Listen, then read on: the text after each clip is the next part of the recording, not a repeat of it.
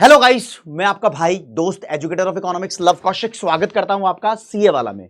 और मेरे को पता है ये वीडियो वो बच्चा देख रहा है जो मई 2026 के अंदर सीए फाउंडेशन का अटेम्प्ट देगा।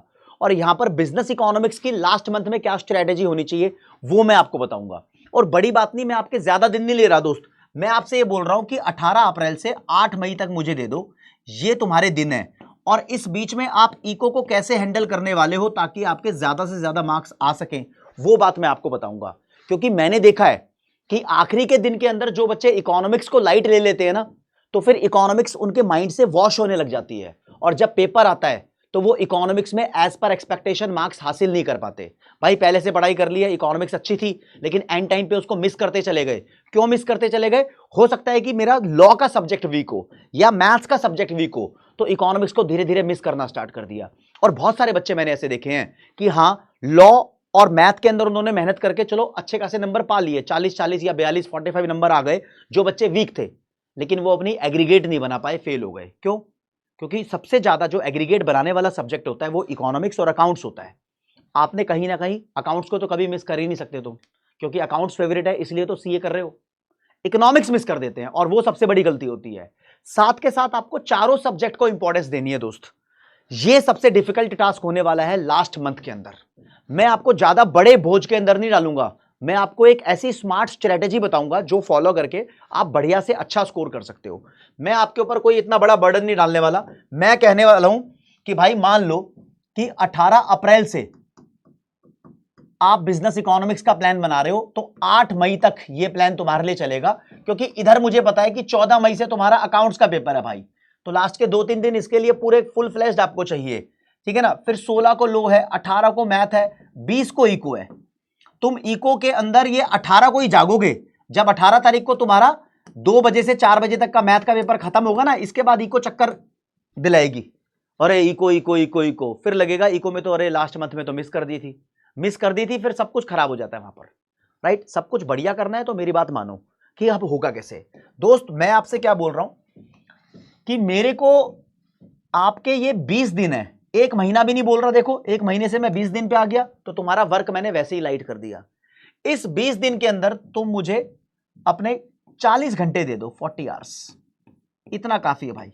20 दिन में मुझे 40 घंटे दे रहे हो, मतलब मैं ये मान के चल रहा हूं कि तुम डेली 8 घंटे पढ़ रहे हो, हर एक सब्जेक्ट को 2 घंटा दे रहे हो, ये मान के चल रहा हूं। जबकि ऐसा होगा नहीं, ऐसा होगा कि तुम डेली 10 से 12 घंटे पढ़ रहे होंगे।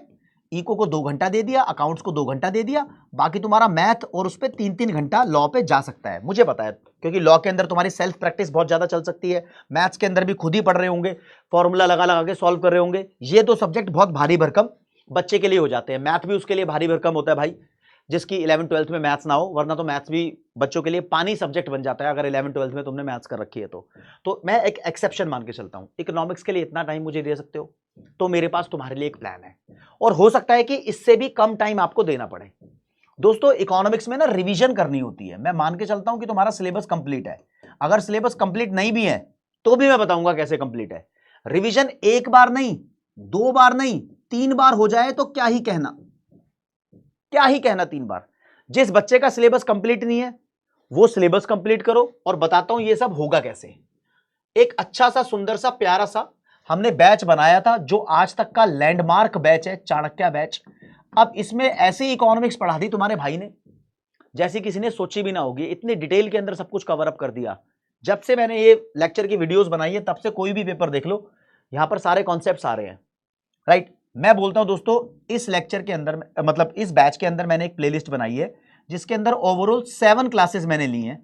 7 क्लासेस के अंदर आपके 10 चैप्टर्स कवर अप कराए हैं, पूरा सिलेबस कवर अप कराया है। और कितने घंटे में? मात्र 42 आवर्स में। अब हो सकता है आप इसकी स्पीड बढ़ा के देखो, तो मैं ये सोच सकता हूं कि आप 30 घंटे में इसको कवर अप कर लोगे। किसी बच्चे ने अगर एक बार कवर अप कर लिया है तो उसको दूसरी बार करना चाहिए, जिसने दूसरी बार कर लिया उसको तीसरी बार करना चाहिए। अब ऐसा नहीं है कि लास्ट के 20 दिन में आप इसको 2-3 बार कवर अप करोगे, इतना टाइम तो तुम्हारे पास बचा नहीं। जिसका सिलेबस कंप्लीट नहीं हुआ वो यहां से सिलेबस भी कंप्लीट कर सकता है, इतना अच्छा इसके अंदर पढ़ा है। आप जाओ अपने चैप्टर्स कवर अप करो। पहला टास्क ये है, मैं इसके 30 घंटे मान लेता हूं। मैंने तुमसे 40 घंटे मांगे थे ना, 30 घंटे मान लेता हूं। उसके बाद मेरे दोस्त आपको मैराथन देखनी है। मैराथन भी कौन सी? मैराथन मैंने 2 ली हैं। एक कॉन्सेप्ट वाली मैराथन आपके लिए बिल्कुल वैलिड है और दूसरी एमसीक्यू वाली मैराथन, ये देखनी है। ठीक है, इन दोनों मैराथन को भी आप लगभग 10 से 12 घंटे में निपटा सकते हो, क्योंकि तुम बेवकूफ तो हो नहीं, तुमने चाणक्य 3.0 की बहुत सारी वीडियोस देख रखी होंगी, अब दूसरी या तीसरी बार देख रहे होंगे, तो बहुत सारे बच्चे इसमें 20 से 25 घंटे भी लेंगे। तो मैं मार्जिन लेके चलता हूं कि 10-12 घंटे इसमें लग रहे हैं, तो अराउंड आपके 40 से 42 घंटे का मैं टाइम मांग रहा हूं आपसे। ये कहां पर है, कैसे है, ये सब दिखाता हूं और पोर्शन भी बताता हूं भाई। सीए वाला यूट्यूब चैनल पे जाओगे तो आपको एक सुंदर सा सेक्शन देखने को मिलेगा भाई, ये वाला, इसमें देख लो, ये 7 वीडियोस हैं, 7 वीडियोस। एक वीडियो तो ऐसी है जिसमें 3 चैप्टर कवर अप करा रखे हैं, 1, 5, 10, 20 नंबर की वीडियो है। एक वीडियो ऐसी है जो 30 नंबर की है, 2 चैप्टर कवर करा रखे हैं, चैप्टर 4 और चैप्टर 6, राइट। फिर सभी वीडियोस में एक एक सिंगल चैप्टर कवर अप करा रखा है। ये बाप प्लेलिस्ट है एक तरीके से, बस एक आखिरी प्लेलिस्ट BAAP, ये प्लेलिस्ट आपके काम की बन सकती है। अच्छा, सिर्फ इतना करने से काम चल जाएगा? नहीं भाई नहीं, मैं तुम्हारे अच्छे नंबर चाहता हूं, even full out of full की तैयारी कर रहे हैं हम। तो आप सीए वाला यूट्यूब चैनल के लाइव सेक्शन में जाओ, यहां पर मोस्ट पॉपुलर वीडियो छाटो और आपको दिखाई देगी एक जबरदस्ती मैराथन। दोस्तों यहां पर ना एक वीडियो आपके लिए आज भी वैलिड है, पूरे इंडिया में इसका डंका बज चुका है। ये वीडियो देख रहे हो, इस वीडियो के अंदर मैंने आपका 70 मार्क्स के कॉन्सेप्ट्स कराए हैं, 2 चैप्टर नहीं कराए, चैप्टर 4 और 6, क्योंकि चैप्टर 4 और 6 की वीडियो को मैं आपको 2 बार देखने के लिए बोलता हूं, राइट। आप यहां से अपने 70 मार्क्स की मैराथन कवर अप करो, 7 घंटे में कराई है, तो आप इस वीडियो को लगभग 4 घंटे में खत्म कर सकते हो, स्पीड बढ़ा के। इस टाइम पर तुम ऐसा ही करोगे क्योंकि ये तो इवेंट हो चुका है, बीच में मैंने बच्चों से बातें भी की हुई है, वो आप स्किप भी करोगे तो आपका टाइम इतना ही लगेगा। इसके बाद राज्य, अगर आपके पास अभी भी टाइम है तो you guys must go for this marathon. ये एमसीक्यू मैराथन है, इसके अंदर एमसीक्यू कराए हैं, और जो ये ऊपर वाली मैराथन थी ना, इसके अंदर कॉन्सेप्ट तो कराए हैं, कम कराए हैं एमसीक्यू, लेकिन जो ये नीचे वाली मैराथन है इसके अंदर एमसीक्यू ही एमसीक्यू करवाए हैं। तो ये दोनों मैराथन आपके लिए बहुत जरूरी है। उसके बाद आप मेरे साथ लग के पढ़ाई कर रहे हो, कहां पर पढ़ाई कर रहे हो भाई? संचय बैच में। संचय बैच में आप मेरे साथ लग के पढ़ाई कर रहे हो, और इस बैच के अंदर मैं आपको पीवाईक्यू पूरे पेपर सॉल्व करा रहा हूं। एक पेपर 15 अप्रैल को सॉल्व करा दिया, फिर 25 अप्रैल को कराऊंगा 12 बजे लग के मेरे साथ, और उसके बाद 2 पेपर आपको रिकॉर्डेड दे दूंगा, क्योंकि आपको 2 पेपर मेरे साथ सॉल्व करके प्रैक्टिस हो चुकी होगी, बस बाद में आपको पीवाईक्यू फॉर्मेलिटी के लिए करने हैं कि हाँ भाई मेरे ये कवर अप हो गए। अब इसके बाद मैं आपसे पूछना चाहता हूं, जो 20 तारीख को आपका पेपर है, 20 तारीख को जो आपका पेपर है, इस पेपर में मैं आपकी मैराथन कौन सी लूं?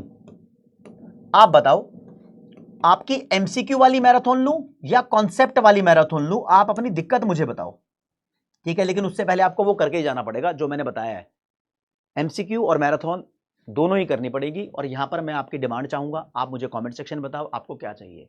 अब जो ये मैंने आवर्स बताए हैं कि 40 से 42 घंटे भाई मुझे चाहिए तुम्हारे लास्ट के 20 डेज में, अब ये तुम कैसे डिस्ट्रीब्यूट करोगे? ये सभी बच्चों के ऊपर अलग अलग रूल लागू होता है। कोई बच्चा सुबह पढ़ रहा होता है, कोई शाम को पढ़ रहा होता है, कोई एक दिन में 3 सब्जेक्ट पढ़ रहा होता है, कोई एक दिन में 2 सब्जेक्ट पढ़ रहा होता है। बट मैं बताऊंगा एक कॉमन तरीका, एक दिन में 2 सब्जेक्ट पढ़ो, एक थ्योरी एक प्रैक्टिकल, अगले दिन में 2 सब्जेक्ट और पढ़ो, एक थ्योरी एक प्रैक्टिकल। कुछ बच्चे चारों सब्जेक्ट डेली पढ़ते हैं तो उनके बस की बात होती है, तो वो अच्छी बात है, लेकिन एवरेज बेसिस की मैंने बात बताई है। फॉर एग्जाम्पल, एक दिन मैं पढ़ूंगा भैया लॉ और इकोनॉमिक्स या लॉ और मैथ्स, दूसरे दिन पढ़ूंगा अकाउंट्स और इकोनॉमिक्स, ऐसे कर करके आप मैनेज कर सकते हो। और फिर हर एक सब्जेक्ट को आप डेली 4 घंटे पढ़ सकते हो, लेकिन आप एक दिन में चारों सब्जेक्ट पढ़ रहे हो तो 2-2, ढाई-ढाई घंटे हर एक सब्जेक्ट को टाइम दो, और सारे सब्जेक्ट बराबर के हैं, ध्यान रखना। और देखना कि कौन सा सब्जेक्ट ऐसा है जो तुम्हारी नैया पार लगाएगा, तुम्हें बचाएगा तुम्हारे दूसरे खतरनाक सब्जेक्ट से, तो ये आपके ऊपर है। और मैं आपको हमेशा से यकीन दिलाता आया हूं, जब तक मैं हूं, जब तक मैं पढ़ा रहा हूं, तुम्हें कहीं हारने नहीं दूंगा, तुम्हें कहीं गिरने नहीं दूंगा। इकोनॉमिक्स के रिजल्ट को हमेशा से ही बचाया है और इकोनॉमिक्स में हमेशा से ही मचाऊंगा। मेरे को पता है तुम मचाना चाहते हो, मैं मचवाना चाहता हूं, और यही होता आया है, यही होता रहेगा जब तक मैं पढ़ा रहा हूं इकोनॉमिक्स, इतनी गारंटी मैं लेता हूं। बस तुम मुझे बताओ, ये मेरी तरफ से था, आप अपनी डिमांड कमेंट सेक्शन में मुझे बता दो। Thank you so much. जय हिंद, जय भारत, नमस्कार, धन्यवाद।